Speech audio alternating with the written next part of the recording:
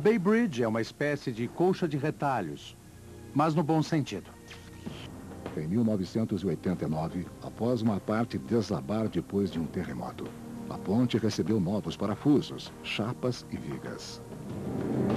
Mais resistente do que nunca, em 2 dias sem seres humanos, a única coisa trafegando nela é poeira. Mas ela também é um problema.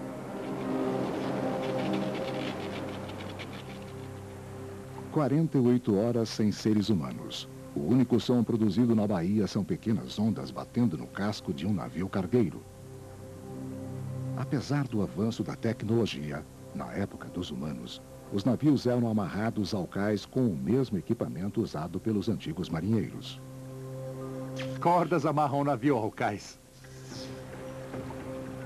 2 dias sem ninguém.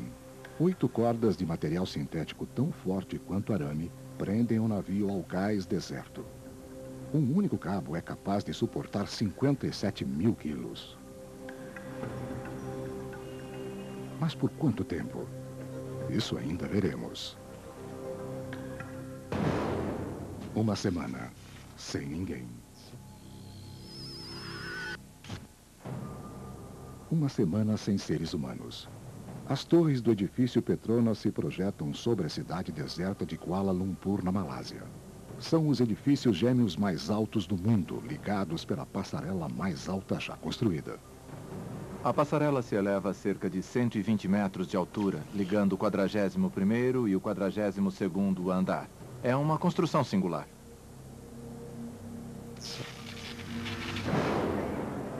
Em 2 ocasiões, Alain Robert, o Homem-Aranha humano, tentou escalar uma das torres de 452 metros sem equipamentos.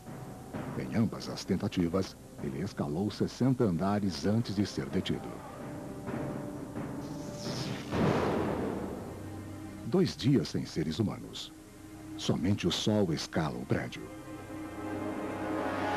2 semanas, sem ninguém. Mas entre os restos de civilização, existem sobreviventes. Na América do Norte, o cheiro pungente de comida estragada nas cozinhas dá um novo sentido à frase: lobo em pele de cordeiro. 14 dias sem seres humanos. Alguns dos 400 mil lobos selvagens invadem as casas em busca de uma refeição fácil. E enquanto os lobos entram, os cachorros tentam sair. Mas esses animais permanecem ligados aos humanos. Começamos a manipular a composição e as características genéticas de outros animais muito antes de desenvolvermos a agricultura. A neotenia, a tendência a manter as características infantis, é uma característica que mantivemos nos cachorros. É por isso que eles aceitam nossa autoridade sem disputá-la. Mas os cachorros nem são bons nas tarefas mais simples, como sair de casa. Eles não conseguiram quebrar uma janela, eles foram ensinados a não destruir objetos e tudo mais, e a maioria ficaria dentro de casa e morreria de fome. Mas uma espécie canina se adaptaria perfeitamente a esse novo mundo: os cães de rua. Eles não têm dono, moram nas periferias das cidades e são verdadeiras máquinas de sobrevivência. Eles pesam cerca de 9 quilos e foram projetados para viver com muito pouco. Eles podem comer a pior comida do mundo. Eles fazem isso há milhares de anos e podem sobreviver com pouca coisa. Nos primeiros meses do mundo sem seres humanos, grandes populações de cães de rua vivem, comem e lutam pelas montanhas de comida nos aterros e lixões.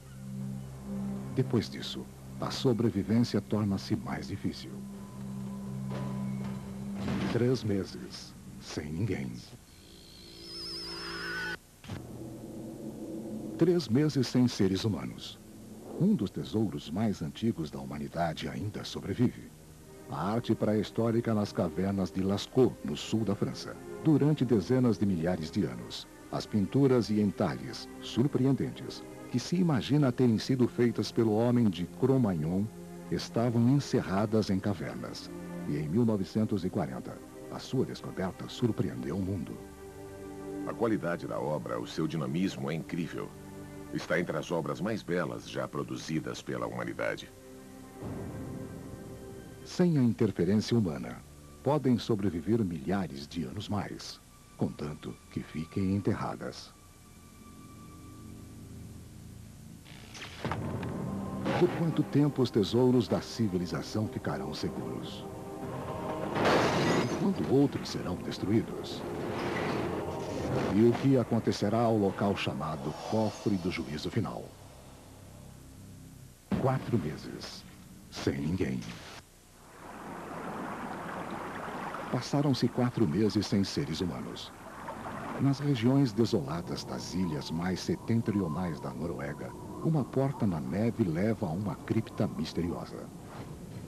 Conhecido como Cofre do Juízo Final, o seu propósito era proteger o mundo contra um desastre que agora está acontecendo no mundo sem ninguém.